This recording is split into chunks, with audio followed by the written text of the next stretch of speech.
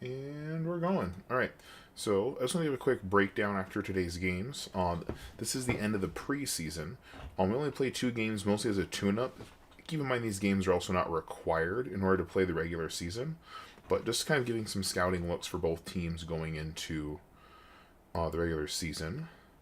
So you want Overwatch Spring Preseason. So both our teams right now are sitting tied at 11 and 12th in a league of, it looks like 60-ish is what I'm guessing. If it gets any bigger, they like to split things up. Some context for our league. So Varsity's opponent from last week is sitting at the top of the top of the league right now. And as we move on down, you can see a lot of games of good Overwatch of teams that won one, lost one. In some cases, however, if you look at it, there are teams that haven't actually finished their second match yet, or teams that haven't played two matches at all. And in some cases, there are teams that lost a lot of games. However, if you do the basic math of someone has to win and someone has to lose, and then you scroll down here to see all the teams that lost all of their games and didn't take a map, this shows that there's a lot of teams signed up that might not end up staying in the league throughout this total season. My guess, based on names I see down here that I know are playing, but also where the actual games are coming in at, my guess is we're going to have nothing less than 20 teams in our league, maybe upwards of like 25-ish or so. We'll see how that goes. Now, as far as our standings go, this is where map wins and losses become really important. I think part of the reason of why Viewmont is actually at the top right now is because of their strength of opponent, because the team that took a map off of them is sitting right here. Because really, in all technicality, these teams should be higher because they won both games 3-0. So really, they should be down here, but I think the strength of schedule accounts for that too. Roshan's Revenge, they were a monster team last year. We got to keep our heads out for that. They're up here in the middle of the pack.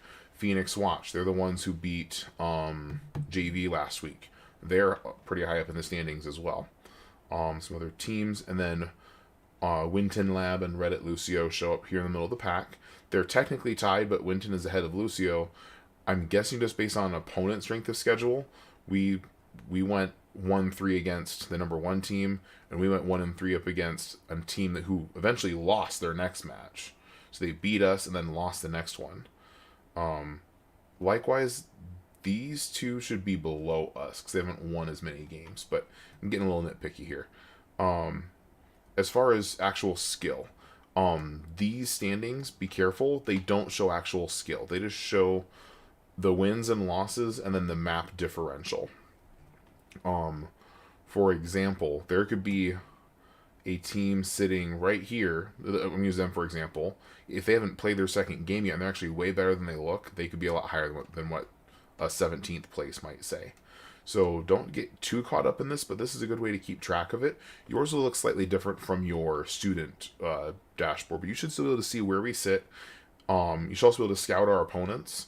So when you look at, let's look at schedule. Upcoming. I don't think they have next week's.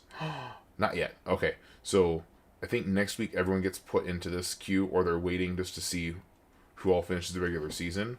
But when it says Winton Lab versus ABC Scots, you can click on their team and see what their record is. For example, going into today, this is what mine looked like. Hey, Reddit Lucio playing RJ Magus. And you can click on their team, or you can click on the match, and then you can see, oh, whoops, actually, yeah, let's go forward, and then click on the team name up here, and you can see, hey, here's all the players. Try clicking on a name. Sometimes it'll take you to Overwatch, and you'll be able to see their player profile, but more times than not, players will mark them private. But you can see things like that up here. You can see the bench. Again, lots of players on their team. And then there's things I can get into as far as, see, and then you can see their win-loss record and see who they won against, who they lost against, and so on. So using the schedule and the standings is a really good tool for you as a player, just to kind of look at things ahead of time. I would also recommend that you go to your account, and while it's fun while you're playing to have it public, yeah, check it out, try to counter me. aside from that, I would go ahead and close it. That way they can't see it as easily. But anyway, that's enough from me. Some wrap up from this week. Great job, both teams winning 3-0. 3-0 victories are really important once we get into the regular season. If we're winning, we want to win 3-0. Okay, 3-1's fine, but you definitely don't want to get in like a 3-2 draw tiebreaker spot, because that's going to hold us back as far as our seeding for the playoffs. Anyway, enough from me. I want to jump into the map.